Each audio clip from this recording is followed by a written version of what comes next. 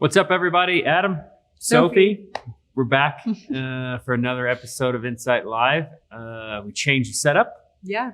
Dylan is making us get out of our comfort zone. Mm-hmm. He's the mastermind behind this. It's good to switch things up, you know? Yeah, show a little bit more of the office, right? Yeah, so yeah. There's not a whole lot of people in the office still, but... The most important people are, AKA us. Okay, yeah. I'll take that. Fair. Yeah. But today we're talking a little bit about... branding. We have a branding lesson today, but I think that we want to start off the session with some news of the world. Yeah, news of the world, marketing world. But you found something. What'd you find? Yeah, so US Tennis recently started working with an agency in New York. I believe it's called Yard, but I'm not 100% sure. Okay. And they're kind of working to get rid of that like elitist image that I think tennis has, along with other quote unquote country club sports. Gotcha. So in these new TV spots, it's not only like different socioeconomic backgrounds, clearly, but different races, different ages, sort of just giving it like a different face, I guess. Okay. And that's kind of coincided with the US Open, which I think is interesting because it feels like they're trying to like bring the everyday person into a sport that is, I think, traditionally way less accessible than, say, basketball, soccer, like something that a lot of people interact with and like play as a kid. You know, I didn't grow up playing tennis and I don't really know anything about it, but I think a lot of people have that experience. Yeah. I mean, it's, well, that's good. I mean, that's good to, we always talk about inclusion. Yeah. We talk about diversity. We talk about, you know, a lot of these businesses and organizations really putting an emphasis and a priority on that. So I like where this is going to expose not only children, but, you know, everybody to these audience. kinds. Yeah, whoever everybody. That is. Yeah. So that's beneficial for them, but it's also beneficial for, you know, the players themselves, right? Right. Families. I mean, I grew up playing tennis when I was a kid. We were, you know, we did have, it was definitely at a country club. Right, yeah. But country clubs in Albuquerque, New Mexico are a little bit different than in country clubs. Sure, you know what I mean? Upstate New York, a little bit different vibe. Yeah, definitely. But that's, we had lessons and all that kind of stuff. And I really enjoyed playing tennis. I haven't played since then. Right. But there is a kind of like a pretentiousness perception, right? And perception, whether or not that's accurate, is up for debate. Right. But like I was saying, I just think it's traditionally not something that someone is like, oh, I'm going to go home from work, crack a beer, and like watch a tennis match. You know, that's not what the average Joe is doing, I guess. Exactly. So I think the goal of this is to kind of like broaden who that target audience is, and there are a lot of cool ways to do that. This is not actually the work of that agency, but still related to the US Open and US Tennis. They're kind of building like parks in the city that can house you know, multiple tennis courts, and they're putting them in like Brooklyn and by the pier and in areas that aren't necessarily normally that demographic. Right. They're not normally you know, tennis strongholds. Exactly. That's what they would say. Yeah. Right. But that, I mean, that's cool because I guess the other thought process from a marketing standpoint, or even from an accessibility standpoint, I mean, in the whole scheme of things, there are tennis courts, public tennis courts. Well, I guess here in Colorado, it's a little bit different, but you can go to any park and there's a tennis court. You can jump on there and play tennis. The barrier to entry into into that sport is relatively inexpensive. Yeah. So there's not a whole lot of financial issues for people to kind of start tennis, but then it has to be a perception standpoint. It's a perception barrier. Yeah. Because tennis is pretty fun. Yeah. I mean, like my only real experience with it is like, you know, gym class or whatever. Yeah. But I mean, it's just one of those things that I think they're trying to break down a wall of like, this is actually for everyone, and it can be, which I think is cool. And I think that other sports that fall, like golf, I think swimming, you know, to an extent, like running even, like has that kind of feel of like, well, if I wasn't into this previously, it's too late for me to get into it now. Yeah. And so I don't know, it might be interesting to see if those other sort of like larger organizations adopt something similar to this, say next time a large event for their sport comes up. Yeah. You know? But you also see a lot of, I guess it's also beneficial too, is a lot of non-traditional or There's a lot more diversity in tennis, especially women's tennis. Yes. Yeah. I mean, the Serena or the Williams sisters, Serena and Venus, but then there's also that new young. Yeah, there's a ton of new faces. Yeah, which is also super beneficial. Is kids have role models that look like them that they can kind of relate to, and so that kind of opens it up as well from race, from gender, from background, all that kind of stuff at school. Because like the Williams sisters like grew up in like Compton, California. Like not a traditional. It's not what you're thinking. Like tennis. Yeah. You're thinking, upstate New York country club kind of thing. Played it at boarding school. Exactly. Yeah. Well, that's cool. Diversity. What's like the takeaway from this, I guess? Well, I mean, I think the takeaway is concentrating on some, branding. Yeah. You're trying to change the perception of tennis as a whole, as a sport. So that's a really big branding exercise. Yeah. But you also have a marketing piece into there as well, right? Like that you are having a conscious effort to get that word out there, to break that barrier, to change that perception. So you have, even though you want to change the perception, you still need to communicate that, right? And that's got to be that message. Totally. But that kind of comes into our inside branding lesson. Kind of really, this is one that is really makes a lot of sense and is related to kind of your subject. Yeah. But last time we talked a little bit about a visioning session and what clients can do, what companies can do to start to really evolve their branding, evolve their messaging, and that visioning session was one of those. But we mentioned starting to look into brand attributes, right? And those brand attributes are something that need to be discussed in that visioning session, but needs to be developed and needs to be evolved, through with their executives and with their kind of leadership. Right. So I wanted to go over a little bit today what those brand attributes are, and which ones we concentrate on when we are developing a brand strategy. But the first one is being brand perception. Brand perception typically is what the customer thinks of your business. Right. It's that one big idea. What do they think when your brand comes to mind? So whether that's bad or good. Right. And so a lot of the times brand perception can be negative. Elitist, for instance. There you go. So tennis makes a lot of sense, right? Like that brand perception is country club. It doesn't apply to me or my race, my color, my creed, whatever that thing. So perception is that, I guess to sum it up, is that big idea. Right. So what do we want our target audience to think as soon as they see our logo, as soon as they see our name, whatever that is. So it's perception there. The second one we have is brand difference. So what are you doing to differentiate yourself from your competitors, whether they're indirect or direct competitors, right? So tennis is a good example. Your direct competitors are other sports. Right. They are, basketball and swimming and golf and football and whatever that may be that your people can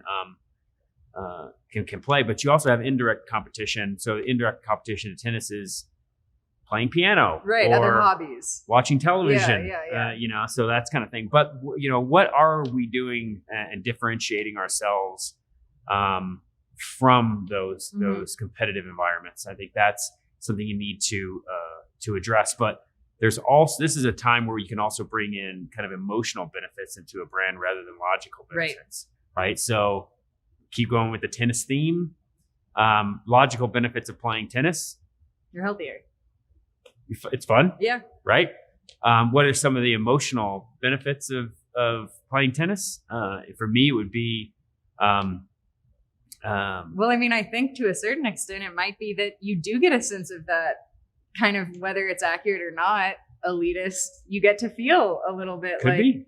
There's that emotion, like you feel good. Yeah. You feel successful. Yeah. You have confidence. And the better you get at something, I think the more that comes out.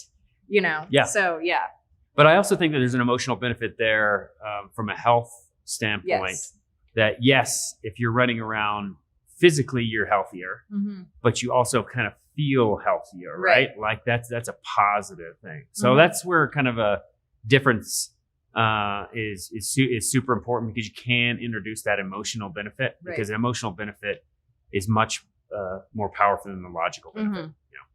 So the next one we have is kind of brand position. This kind of refers to the consumer's reason to engage or interface with the brand in preference to others. Right. So how do we position? Why would we choose that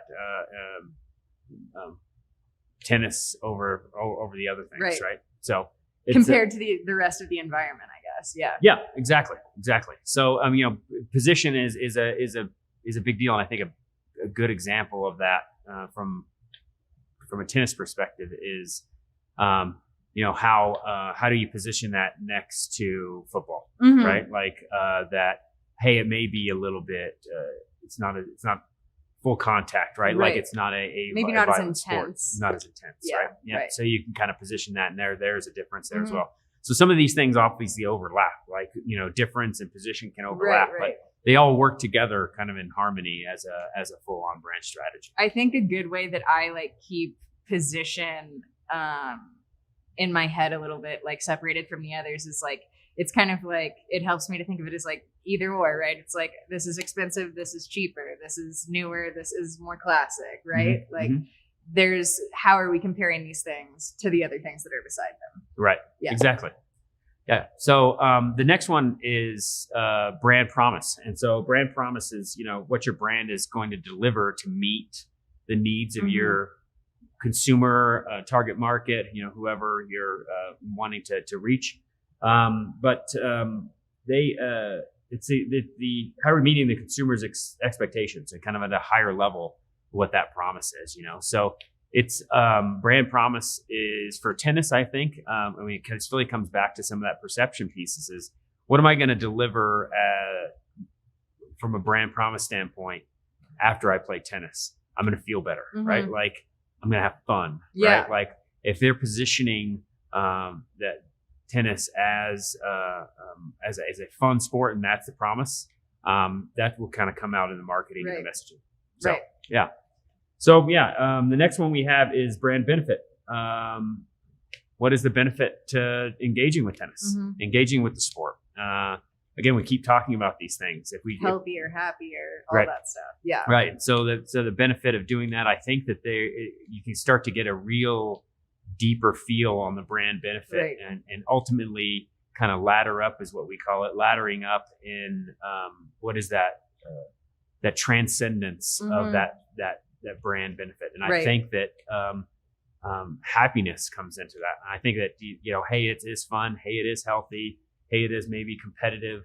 But the whole scheme of things is what is that ultimate transcendence benefit? Right. Is I'm a happier person for playing Right. tennis, and not necessarily just on the court, But off. but off the court. Right. Stress relief, because any kind of physical activity, you can get rid of some of your stress. Right. So that would be kind of like that benefit. And again, that kind of goes to the like deeper, that's not just the vanity or the whatever. It's like that's deep and emotional and a real human thing. Right. Exactly. Yeah. Yeah. So benefit is super important. Yeah. And the final thing is coming down to kind of brand image, essence, voice, Mm-hmm. style. We've been working on one of these with one of our clients is what is that style and what is that voice? Right.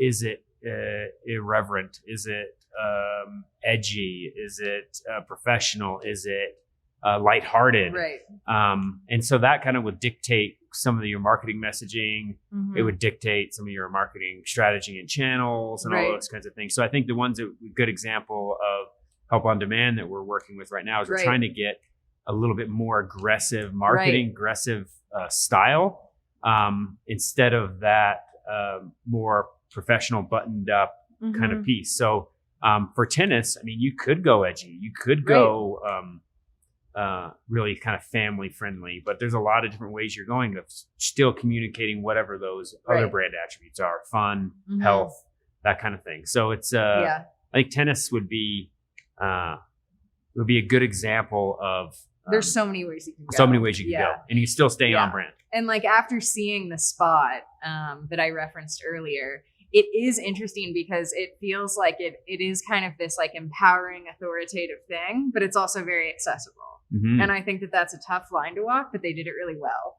And I think that that's just more impressive because I think, like you just listed off like a couple different ways to go with this message, but I think combining 2 or more of those is always more difficult. It's harder to be irreverent and authoritative than it is to just be authoritative, for instance. So I think that like the way that they've managed to seem welcoming and inclusive, but also that, you know, that feeling when you watch like a Nike commercial and it's really good and it's just like, wow, I should maybe wake up and work out tomorrow. Like I feel empowered. It's kind of like a mixture of that, but also like, try this out. This could be for you. Right. Which I feel like is a very cool line to walk. And like, that's a cool message to play with, you know? Yep. I think you're using a lot of brand driver words that they're probably incorporated. I mean, you're talking about accessibility, empowerment, authoritative, right? Like, so I would assume that, and on some level, I would assume that they've gone through this brand. Right. They're hoping that I have that reaction, I'm sure. Right. I just don't know that people would necessarily, you know, some of the audience outside of a marketing career, such as they wouldn't recognize that, hey, that's what they're doing. Totally. And again, to bring this all back together, I'm sure that that's a conversation that was had in something very much like an insightful session. Yeah, for sure. Yeah. Or visioning session. Yeah. So, to kind of sum up from a brand attribute standpoint, super important to go through all of those brand attributes, have that discussion with anybody that in your leadership team, or even bringing in other people. We always talk about bringing other people outside of the leadership team to get that perspective, but to go through that exercise, discuss, you know, some of those brand attributes and driver words and what people think that the business should be, not necessarily what it is, what we want it to be. Could be. Yeah, exactly. And so that kind of would help, you know, drive marketing moving forward. Yeah, definitely. So, super important to work on your brand attributes and go through that. We're happy to help people that if they need that help.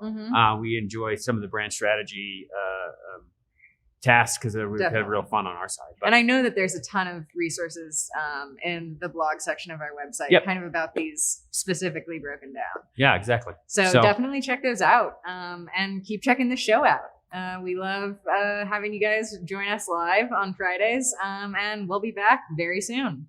See you soon.